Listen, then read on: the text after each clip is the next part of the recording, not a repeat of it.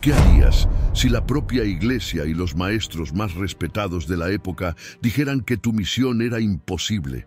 Si intentaran silenciarte, cerrando tus escuelas, arruinando tu nombre y dejándote sin un solo centavo.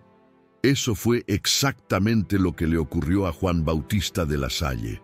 Pero lo que nadie esperaba era que este hombre, un sacerdote de linaje noble, tomaría una decisión tan radical que no solo cambiaría su vida para siempre, sino que revolucionaría la educación cristiana en todo el mundo. Y hay un detalle poco conocido de su historia, un momento tan impactante y misterioso que muchos ni siquiera imaginan que ocurrió. Quédate conmigo hasta el final y suscríbete al canal Voces Sagradas, porque hoy descubrirás el secreto detrás del santo que desafió lo imposible y demostró que la fe puede transformar incluso el aula en un campo de milagros. ¿Empezamos? La ciudad de Reims, en Francia, pulsaba con el murmullo de las calles estrechas, donde el perfume de pan recién horneado se mezclaba con el aroma dulce de las viñas que rodeaban la región. Fue allí, en una casa noble de piedra, adornada con ventanas de vidrio de colores, donde nació Juan Bautista de La Salle, el 30 de abril de 1651, el primogénito de una familia de prestigio. Su cuna era de seda y su futuro, a los ojos del mundo, parecía trazado para una vida de privilegios e influencia. Pero lo que nadie podía prever era que aquel niño, envuelto en riqueza y tradición, un día renunciaría a todo para convertirse en el padre espiritual de incontables niños olvidados. Desde los primeros años, Juan Bautista creció rodeado por el esplendor de la aristocracia francesa. Su infancia estuvo marcada por grandes banquetes a la luz de las velas, enseñanzas refinadas y la expectativa de que seguiría los pasos de su padre, un magistrado respetado. Pero mientras sus hermanos y primos jugaban en los salones dorados de la casa, Juan se maravillaba más con el silencio de la capilla familiar. Allí, entre los vitrales que reflejaban la luz del sol en tonos dorados y rubíes, algo dentro de él ardía. El niño pasaba horas allí, absorto en oraciones infantiles, admirando el altar, los santos de piedra y el rostro sereno de Cristo crucificado. Había algo que lo atraía hacia ese misterio sagrado, un llamado que aún no comprendía. La vida parecía seguir su curso natural. Juan Bautista era brillante en los estudios, demostraba disciplina y un sentido del deber poco común para su edad. Su padre, viéndolo como un heredero prometedor, lo animaba a estudiar derecho, preparándolo para un futuro de prestigio en los tribunales. Sin embargo, su madre era quien mejor percibía la sensibilidad de su hijo. Ella lo observaba en silencio cuando él, en medio de los estudios seculares, se perdía en la lectura de las Escrituras o cuando, en las cenas de gala, desviaba la mirada de los ricos invitados hacia las criadas que servían en la mesa, como si intentara comprender la diferencia entre aquellas vidas tan distintas. Pero entonces llegó la primera gran prueba. A los 9 años, Juan experimentó una pérdida irreparable. Su hermanita más pequeña falleció repentinamente. La casa, antes llena de risas, se sumió en un luto pesado. Juan, aún tan joven, sintió el impacto de la muerte como un profundo estremecimiento.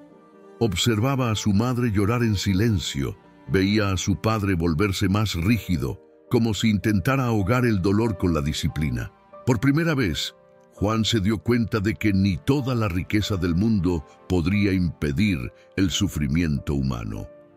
Fue en esa época que su relación con Dios se profundizó. Comenzó a rezar más intensamente, buscando respuestas, tratando de entender por qué el amor siempre venía acompañado de dolor.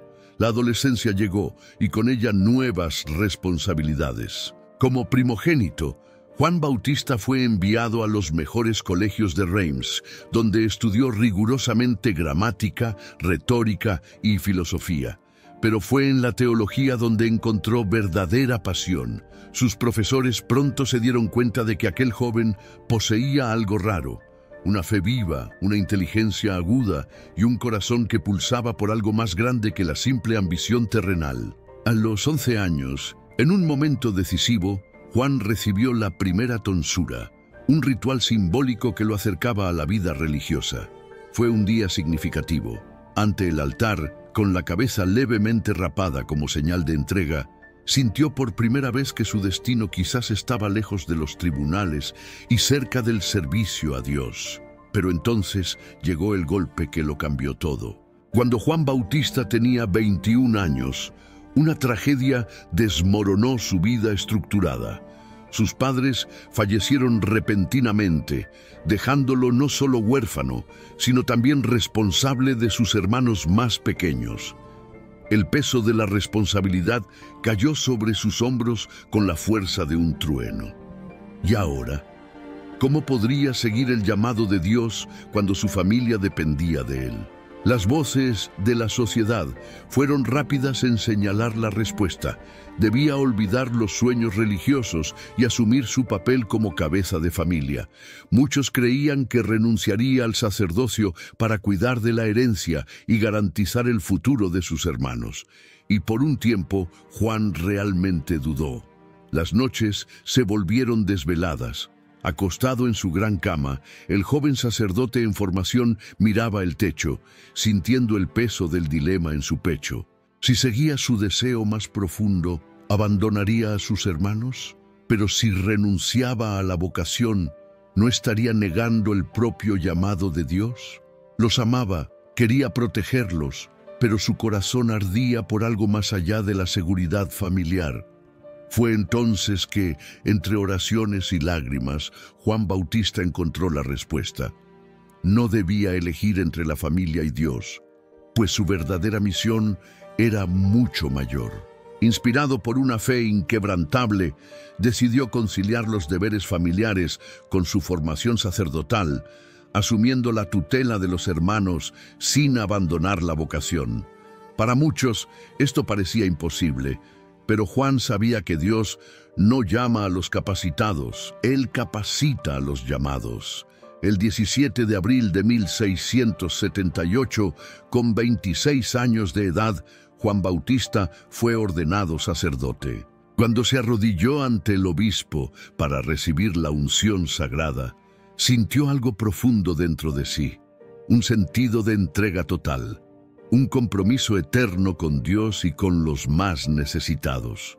La iglesia estaba llena de familiares y amigos, pero en su corazón, Juan sabía que eso era solo el comienzo de una jornada que lo llevaría mucho más allá de los muros de la catedral de Reims. No imaginaba que en pocos años su nombre se convertiría en una esperanza para miles de niños abandonados, para maestros olvidados y para un sistema educativo fallido que clamaba por reforma.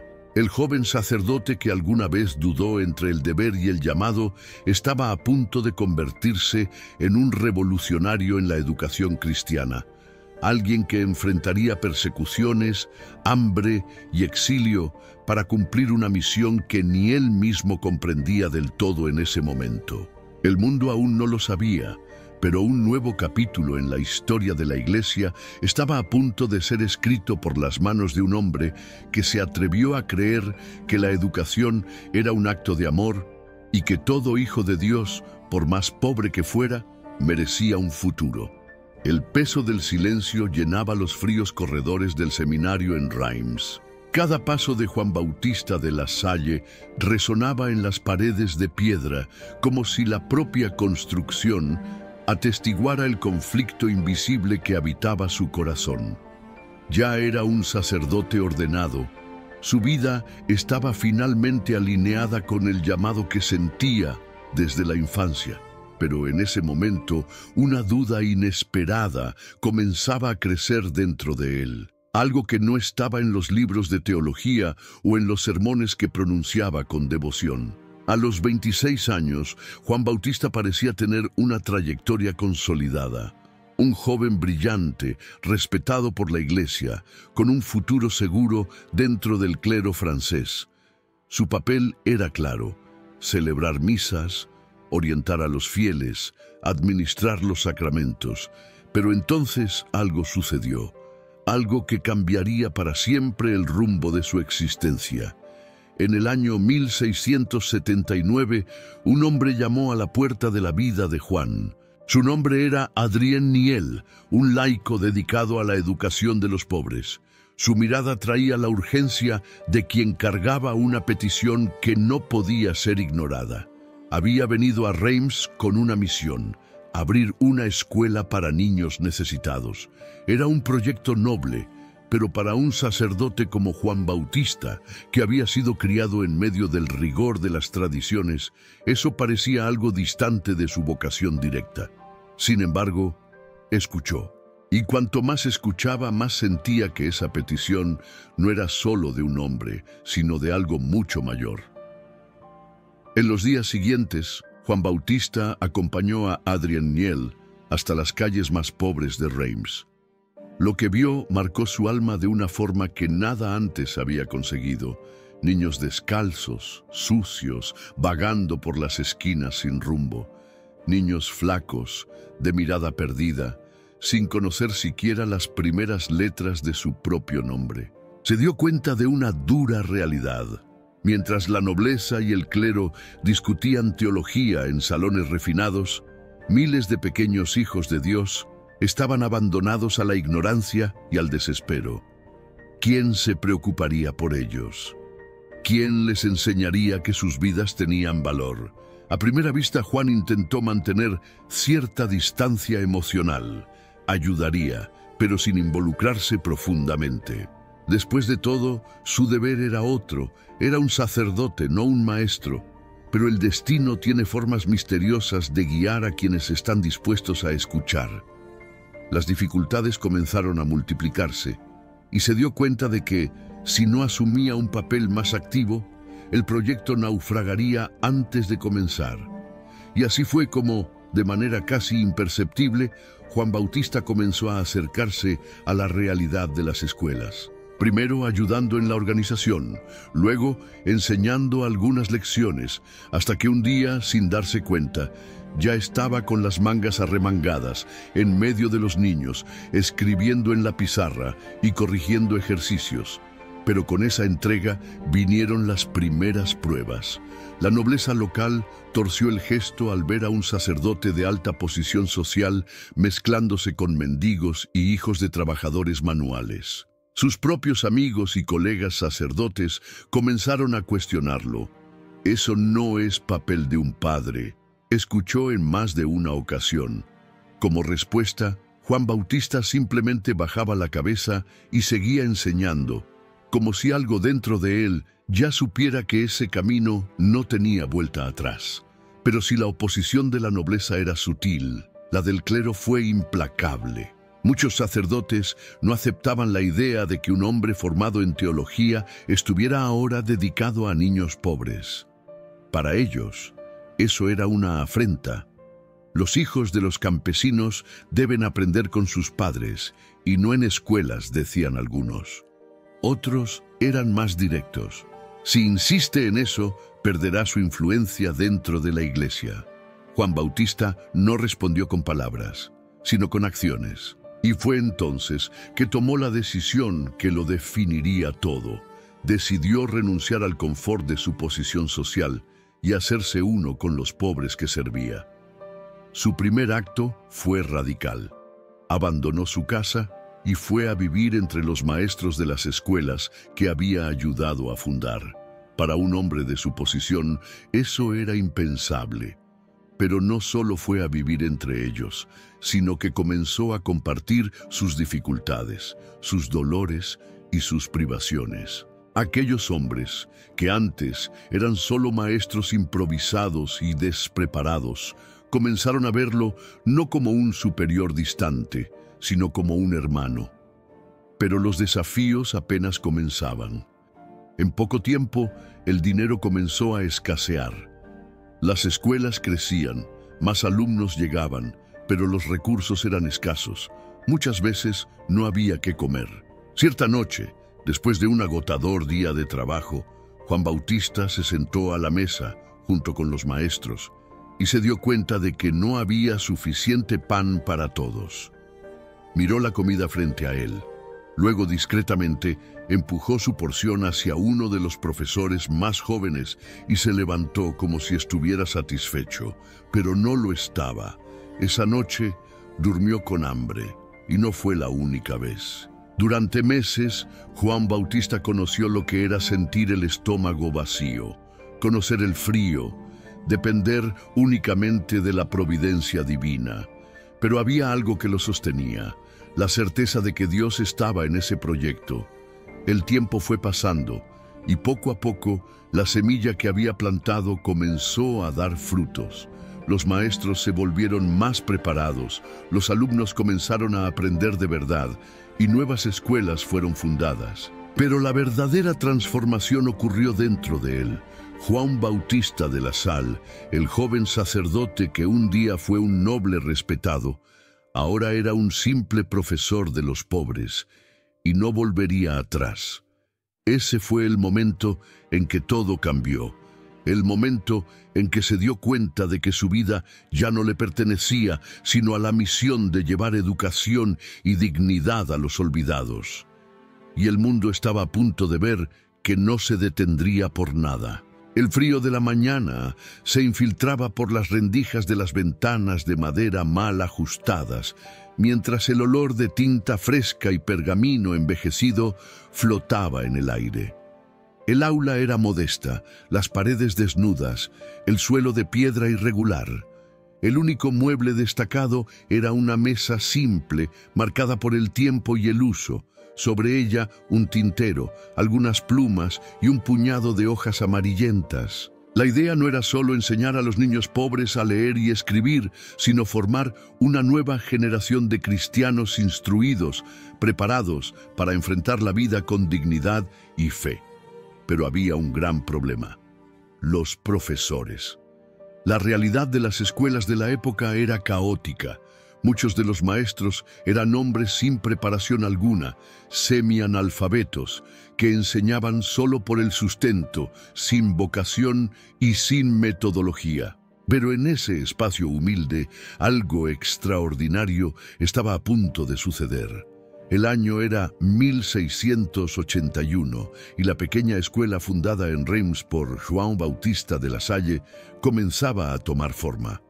Lo que al principio parecía solo un proyecto asistencialista, ahora se transformaba en algo mucho mayor. Las clases eran caóticas, los castigos físicos eran comunes y la educación servía más como una forma de represión que de aprendizaje. Juan Bautista vio esto y entendió que nada cambiaría si no había una revolución en la manera de enseñar. Fue entonces cuando surgió la idea más audaz de su vida: formar un nuevo grupo de educadores, hombres que no solo enseñaran, sino que vivieran el Evangelio, que comprendieran la misión sagrada de educar, que vieran la enseñanza no como un oficio cualquiera, sino como un verdadero apostolado. Y así nació el Instituto de los Hermanos de las Escuelas Cristianas.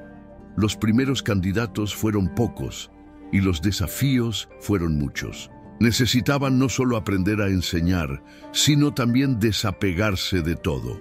Juan Bautista propuso un modelo radical: los maestros vivirían juntos, en comunidad, sin posesiones, dedicados completamente a la enseñanza y a la fe. Para muchos era un sacrificio imposible: dejar atrás lo poco que tenían, vivir sin garantías, abdicar de un salario fijo. Algunos se rindieron, otros dudaron, pero los que se quedaron se transformaron en los primeros verdaderos educadores cristianos. Las clases tomaron un nuevo rumbo. Por primera vez, la enseñanza era gratuita, algo impensable en esa época.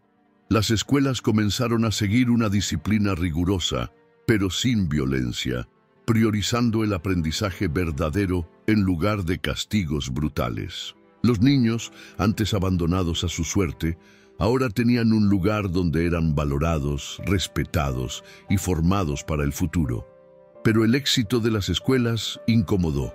Las escuelas pagadas administradas por maestros seculares, vieron su monopolio amenazado.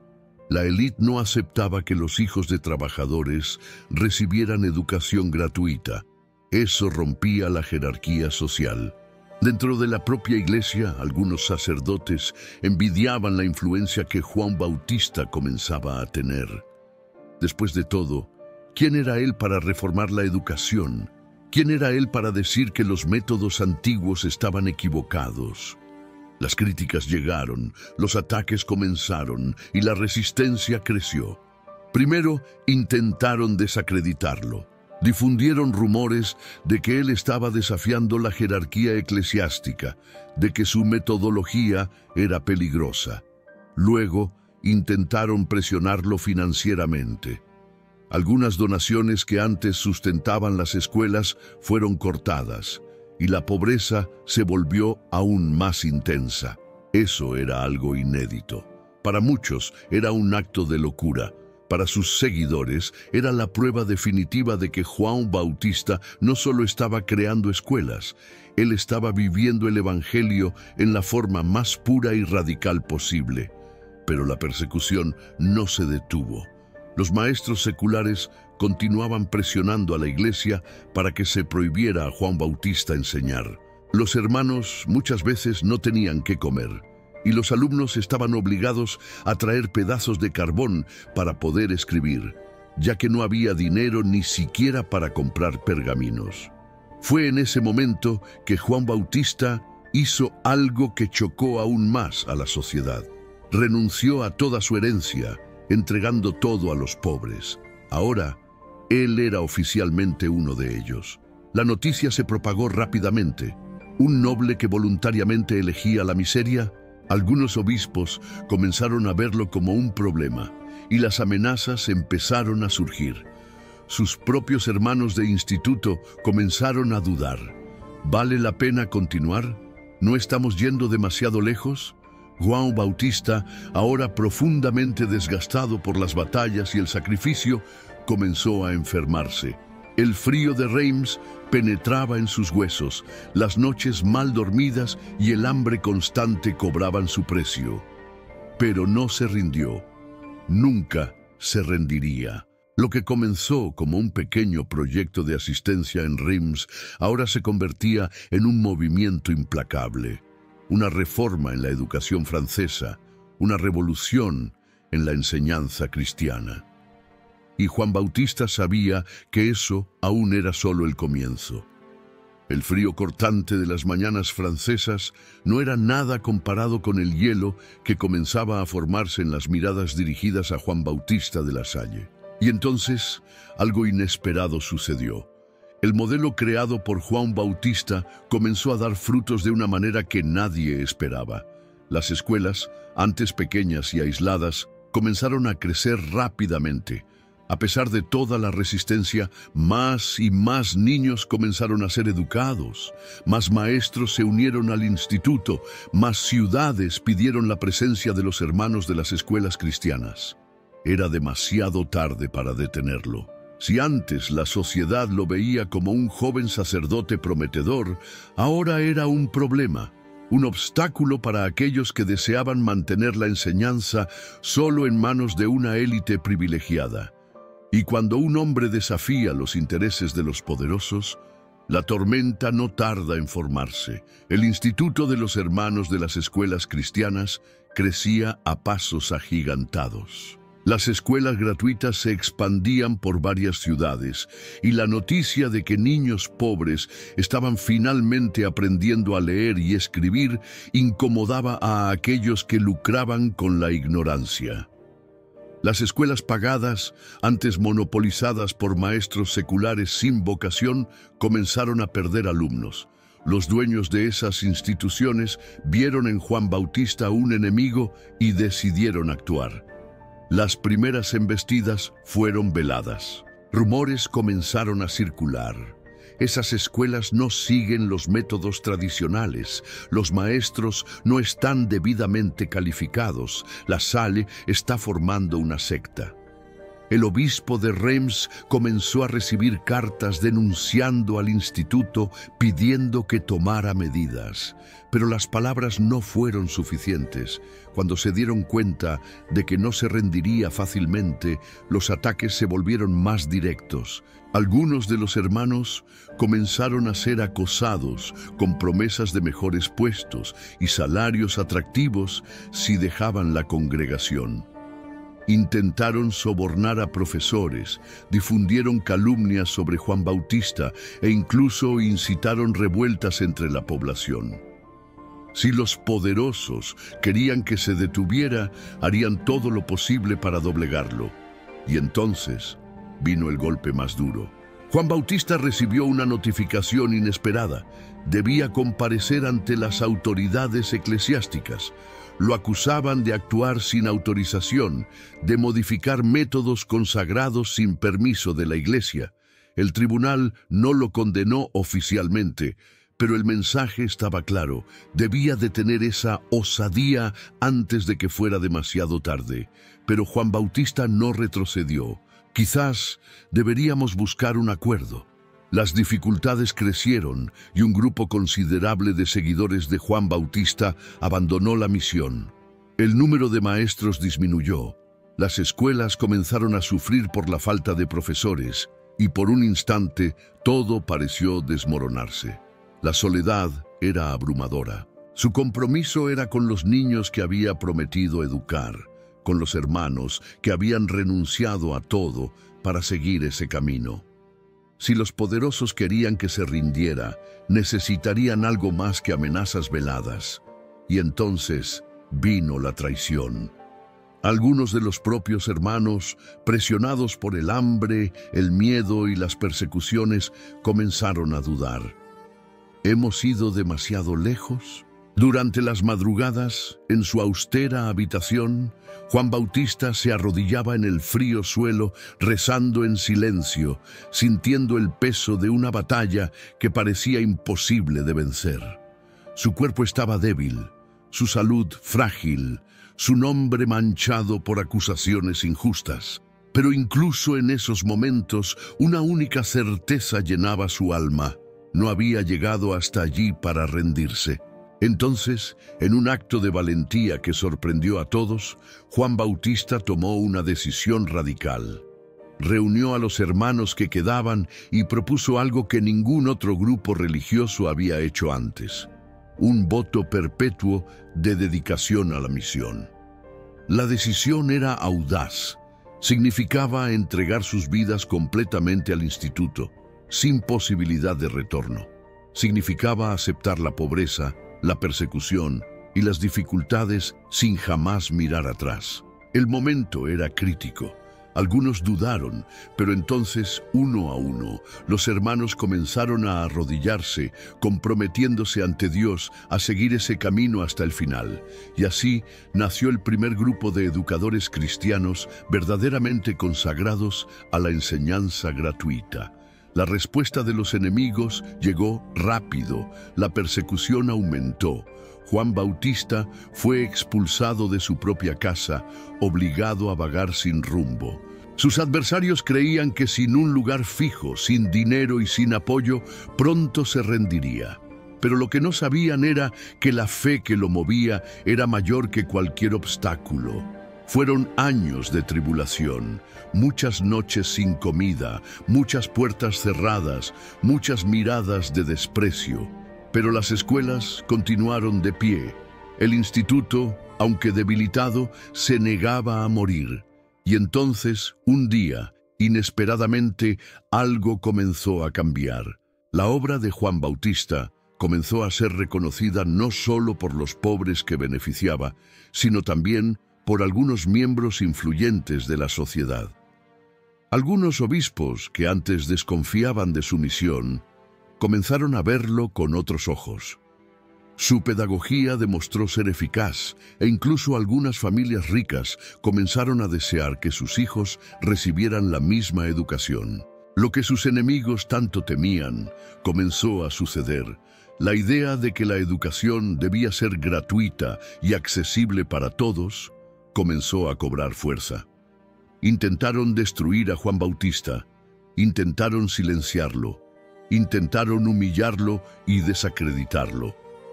Pero todo lo que lograron fue hacerlo aún más fuerte, porque incluso ante las mayores tormentas, un corazón verdaderamente entregado a Dios jamás se dobla.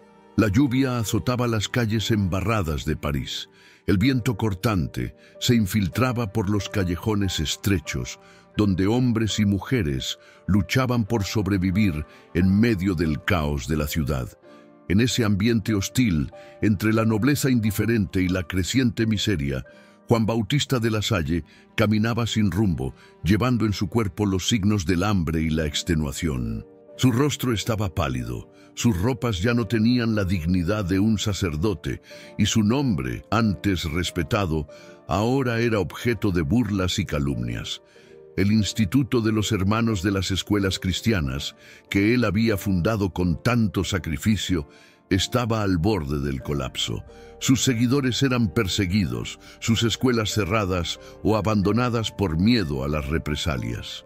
La Iglesia, dividida entre apoyarlo o silenciarlo, prefirió el silencio. Sus enemigos estaban ganando, y el propio Juan, por primera vez, parecía no tener más fuerzas para luchar. Las dificultades habían comenzado años antes, cuando él y dos de sus seguidores más fieles, Nicolas Boullard y Gabriel Drolin, tomaron el voto heroico de dedicar sus vidas al instituto, incluso si eso significaba vivir en total miseria. El compromiso fue sellado ante Dios, en un momento de entrega absoluta, sin garantías, sin reservas. Pero la providencia permitió que esa entrega fuera probada en el fuego. El acoso contra Juan Bautista se intensificó. Los maestros seculares, furiosos por perder alumnos a sus escuelas gratuitas, movieron influencias poderosas para acabar con su trabajo. Surgieron acusaciones falsas, se hicieron amenazas, y poco a poco los hermanos comenzaron a abandonar la misión, incapaces de soportar tal persecución. Los pocos que quedaron pasaron hambre junto a él, las donaciones cesaron, las escuelas fueron cerradas. Las noches eran frías y vacías, y Juan Bautista, ya debilitado, se vio sin hogar, sin dinero, sin el instituto por el cual había renunciado a todo. Fue en ese momento que la prueba alcanzó su ápice. No solo perdió todo materialmente, sino que también fue traicionado por aquellos que un día juraron seguir su misión hasta el final. Algunos de los hermanos que quedaron se volvieron contra él, convencidos de que la única forma de salvar el instituto era alejando a Juan Bautista. Él, que había fundado las escuelas, que había dedicado su juventud y su salud a esa obra, ahora era visto como un estorbo, un obstáculo para la supervivencia del mismo instituto. La decisión fue tomada. Juan debía ser apartado del liderazgo. La noticia fue un golpe cruel. No fueron los enemigos quienes lo destruyeron, sino sus propios compañeros. Con el corazón destrozado, aceptó la decisión sin resistir. No peleó, no argumentó, no luchó por mantener su posición. Simplemente partió, llevando solo su fe y la certeza de que Dios no lo había abandonado. Los años siguientes fueron de exilio y soledad. Sin un lugar fijo para vivir, vagó de ciudad en ciudad, viviendo de la caridad, sobreviviendo como un mendigo, sin saber si su obra aún existía o si había sido completamente borrada.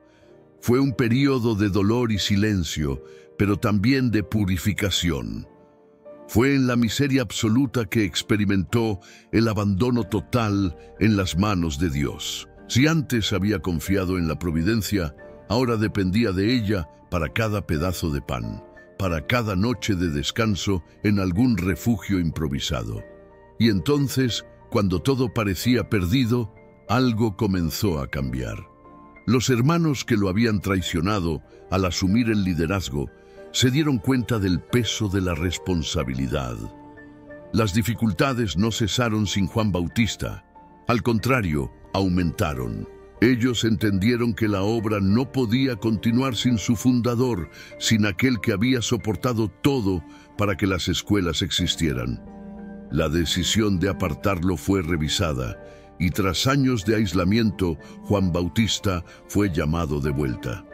Pero él ya no era el mismo hombre. Su rostro estaba marcado por el sufrimiento, su cuerpo frágil por el hambre y el cansancio, pero su espíritu era más fuerte que nunca. Pero, contra todas las expectativas, él aún estaba allí. El tiempo lo había moldeado, su fe había sido refinada en el sufrimiento y ahora su misión tomaría un nuevo rumbo. Cuando regresó al Instituto de los Hermanos de las Escuelas Cristianas, Juan Bautista encontró un escenario debilitado, pero no destruido. Las escuelas aún existían, los hermanos aún resistían, y el sueño que él había iniciado años antes aún latía, aunque debilitado. Él había enfrentado el exilio y regresado. Había sido humillado y renacido. Ahora nada podría detenerlo. El viento soplaba fuerte sobre la ciudad de Rouen, llevando consigo el frío de la incertidumbre y el peso de las batallas que Juan Bautista de la Salle había enfrentado a lo largo de los años. Había atravesado persecuciones, hambre, abandono y traiciones. Fue expulsado, humillado y olvidado. Sin embargo, había algo diferente dentro de él. Ese hombre que un día había liderado de forma absoluta, ahora comprendía que la verdadera grandeza de una misión no estaba en el control que se ejerce sobre ella, sino en la capacidad de formar discípulos que la sostengan incluso en la ausencia del fundador. El tiempo de ser el único pilar de la obra había terminado. Juan Bautista tomó una decisión inesperada. Renunció al gobierno del instituto. No fue una elección fácil. Muchos lo veían como insustituible, pero él sabía que si el instituto dependía solo de él, no sobreviviría por mucho tiempo. Era hora de preparar a los hermanos para caminar sin él, para asumir la misión como algo que no pertenecía a un solo hombre, sino a Dios. Y así dedicó los años siguientes no más a expandir el instituto con sus propias fuerzas, sino a consolidar las bases para que permaneciera firme por generaciones. El primer cambio fue estructural. Creó un sistema de reglas y directrices claras, un modelo organizacional sólido para que los hermanos pudieran sostenerse incluso sin la presencia de un líder absoluto. Las escuelas cristianas necesitaban continuidad, y Juan Bautista sabía que la única forma de garantizar eso era dando autonomía a aquellos que llevarían la misión adelante. Además, perfeccionó el método pedagógico que ya había revolucionado la educación. Sus alumnos no solo aprendían a leer y escribir, sino que recibían una formación integral basada en la dignidad, el respeto y el amor a Dios. Abandonando los métodos brutales que antes dominaban la educación, Juan Bautista instituyó una nueva forma de enseñanza, basada en la paciencia y la comprensión del proceso de aprendizaje.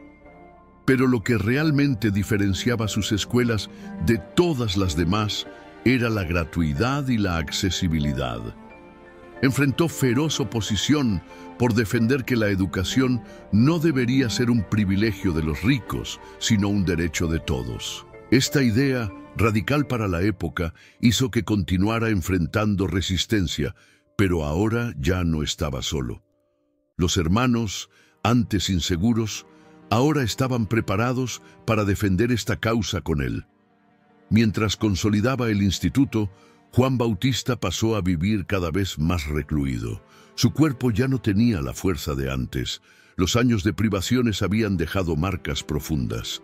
Su rostro estaba envejecido antes de tiempo, sus manos temblaban y su salud comenzaba a debilitarse. Pero su alma seguía firme. Nada lo afectaría más. A pesar de la fragilidad física, continuaba enseñando, escribiendo y formando a los hermanos. Fue en esos años que escribió sus obras más importantes sobre pedagogía y espiritualidad, consolidando la base educativa que guiaría al instituto por siglos. Mientras la enfermedad lentamente lo consumía, Juan Bautista vio algo extraordinario suceder. El instituto que había fundado, antes amenazado de ruina, comenzaba a expandirse nuevamente. Nuevas escuelas surgieron. Otras ciudades pidieron la presencia de los hermanos. A pesar de no tener recursos, a pesar de que las dificultades aún estaban presentes, la misión no solo sobrevivía, florecía. Y fue entonces que Juan Bautista se dio cuenta de que su parte en la historia estaba llegando a su fin. Ya no era necesario. Había cumplido su papel. El hombre que había comenzado todo ahora se retiraría silenciosamente. En 1717 tomó la decisión definitiva. Se alejó por completo del instituto que había fundado. Ya no necesitaba estar a la cabeza de la misión, pertenecía a Dios, y Dios se encargaría de ella. En los años siguientes, Juan Bautista vivió en aislamiento, dedicándose a la oración y a la preparación para su último llamado. Su cuerpo ya no tenía fuerzas para continuar, pero su alma estaba lista para el encuentro con el Señor. El Instituto de los Hermanos de las Escuelas Cristianas ahora seguía su propio camino, y nada podría detenerlo. El viento de primavera soplaba suavemente por las colinas de Saint-John, en Rouen. El tiempo parecía haberse desacelerado, como si la propia naturaleza respetara los últimos pasos de un hombre que había dedicado cada instante de su existencia al servicio de Dios y de los más pobres. Juan Bautista de la Salle, el gran maestro de los olvidados, estaba viviendo sus últimos días. Su cuerpo ya no llevaba la vitalidad de antaño, pero su espíritu permanecía inquebrantable, firme como una roca esculpida por el sufrimiento y la fe. Habían pasado 2 años desde que tomó la decisión de alejarse definitivamente de la dirección del instituto. El movimiento que había comenzado décadas antes, contra todas las expectativas y bajo implacables persecuciones, ahora estaba consolidado. La obra ya no necesitaba de sus manos, porque sus manos habían formado discípulos que darían continuidad a la misión. Ahora se preparaba para la entrega final, el mayor de todos los actos de renuncia, entregar su propia vida en manos de Dios. Desde que se retiró a Saint-John, Juan Bautista vivía de manera discreta, casi anónima, pasando los días en oración, aconsejando a los hermanos y soportando con serenidad los dolores que consumían su cuerpo ya debilitado. El hambre de los años de miseria, el frío de las noches sin techo, las enfermedades contraídas en la pobreza y el sufrimiento cobraban su precio. Su rostro estaba pálido, su piel marcada por el tiempo, sus pasos, antes firmes y decididos, ahora eran lentos y temblorosos. Pero en su mirada aún había el mismo brillo de fe, la misma fuerza que lo había sostenido en todas las batallas. Los hermanos sabían que el fin estaba cerca. El silencio respetuoso que reinaba sobre Saint-John era un reflejo del amor que todos sentían por él. El hombre que alguna vez había sido expulsado del propio instituto ahora era reverenciado por aquellos que comprendieron demasiado tarde la magnitud de su sacrificio.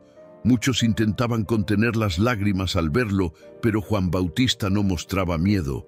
Estaba listo. Al inicio de la Cuaresma de 1719, su salud empeoró drásticamente.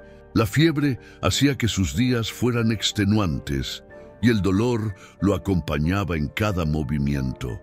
Caminar se volvió imposible y pasó a permanecer en su lecho debilitado, pero sereno. Los médicos fueron llamados, pero nada había que hacer. Su cuerpo estaba demasiado frágil, el cansancio de la vida finalmente lo vencía. En las últimas semanas, los hermanos se turnaban para cuidarlo. Eran los mismos hombres que él había formado, aquellos que habían aprendido no solo a enseñar, sino a vivir el Evangelio. Ahora, al lado de su lecho, sostenían sus manos temblorosas, susurraban oraciones, buscando fuerzas para decir adiós al hombre que había cambiado sus vidas.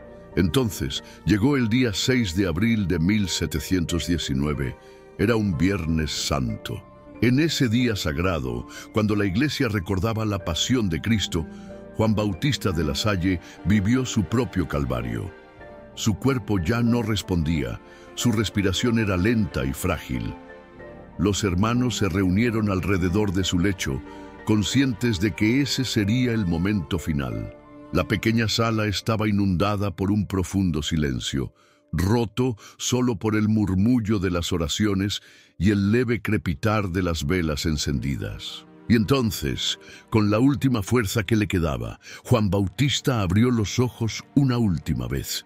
Su voz era casi un susurro, pero sus palabras resonarían por la eternidad. Adoro en todo la voluntad de Dios. Y con esta entrega cerró los ojos para nunca más abrirlos. Su cuerpo reposaba inmóvil, pero su misión jamás cesaría. Juan Bautista de la Salle ya no pertenecía a este mundo. Ahora estaba en la presencia de aquel por quien había entregado todo. La noticia de su muerte se esparció rápidamente. Aquellos que antes lo perseguían, ahora comprendían que habían sido testigos de la partida de un santo. El hombre que eligió la pobreza, que enfrentó desprecio, hambre y exilio para ofrecer educación a quienes no tenían nada, había partido como vivió, con humildad, en silencio, en completa entrega a la voluntad divina. Pero su historia no terminaba allí. El instituto que había fundado continuaría creciendo. Sus escuelas se expandirían por el mundo, alcanzando a millones de niños. Su nombre, antes despreciado, sería honrado por la Iglesia. Y la voz que un día enseñó a niños pobres en las calles de Reims jamás sería olvidada. El tiempo siguió su curso y la tierra silenciosamente cubrió la tumba de Juan Bautista de la Salle. Pero su historia estaba lejos de terminar. Ese hombre que un día vagó por las calles sin nada, que sufrió hambre, persecuciones y traiciones, había dejado un legado que jamás podría ser borrado. En los años que siguieron a su muerte, el Instituto de los Hermanos de las Escuelas Cristianas no solo sobrevivió, sino que floreció. Sus escuelas se expandieron por Francia y poco a poco cruzaron fronteras. Las semillas que había sembrado, a menudo regadas con sus propias lágrimas y sacrificios, ahora daban frutos en tierras lejanas. Pero el reconocimiento de su trabajo no llegó de inmediato. Durante décadas, su nombre permaneció conocido solo entre aquellos que vivieron su obra de cerca. Era como si continuara en el mismo silencio humilde que eligió en vida, sin buscar honores o glorias humanas. Sin embargo, la providencia no dejaría su memoria olvidada. Con el paso de los años, la eficacia del método educativo de la Salle se volvió incuestionable. Sus escuelas eran reconocidas no solo por la excelencia académica, sino por la formación moral y espiritual que ofrecían. Sus alumnos no solo eran instruidos, eran formados para la vida, para ser ciudadanos íntegros, cristianos auténticos. A medida que su fama crecía, comenzaron a atribuirse milagros a su intercesión. Familias que acudían a él en oración relataban gracias alcanzadas, curas inexplicables, situaciones imposibles que se resolvían después de pedir su ayuda. Los relatos se multiplicaron y la Iglesia comenzó a mirar su vida con una nueva perspectiva. Fue entonces que, tras un largo y riguroso proceso de investigación, el Papa León XIII declaró a Juan Bautista de la Salle como beato en 1888. El reconocimiento de la Iglesia no era solo un homenaje, era la confirmación de que aquel hombre, que había dedicado su vida a la educación y al servicio de Dios, había alcanzado la gloria eterna. Pero la historia no terminaba allí. En 1900, en el jubileo del cambio de siglo, vino la consagración definitiva. el Papa León XIII elevó a Juan Bautista de la Salle a la honra de los altares, canonizándolo como santo. El niño que un día oraba ante los vitrales de la iglesia en Reims, el joven que había dudado entre la familia y la vocación, el sacerdote que perdió todo y vivió en el abandono, ahora era proclamado por la iglesia como un ejemplo para todas las generaciones. Y aún había más. En 1950 el Papa Pío XII declaró a San Juan Bautista de la Salle como el patrono universal de los educadores. Ningún otro título podría ser más apropiado. Él no solo enseñó a niños, revolucionó la enseñanza cristiana. No solo abrió escuelas, formó maestros, creó métodos, se entregó por completo para que la educación llegara a quienes más lo necesitaban. Hoy, más de 300 años después de su muerte, su legado sigue vivo. Las escuelas lasallistas están presentes en más de 80 países, formando millones de alumnos, continuando la misión que él comenzó en un pequeño aula siglos atrás. La voz de Juan Bautista de la Salle, que enseñaba a niños pobres en las calles de Reims, resuena hasta hoy en los pasillos de escuelas esparcidas por el mundo, porque un santo puede partir de este mundo, pero su misión jamás muere.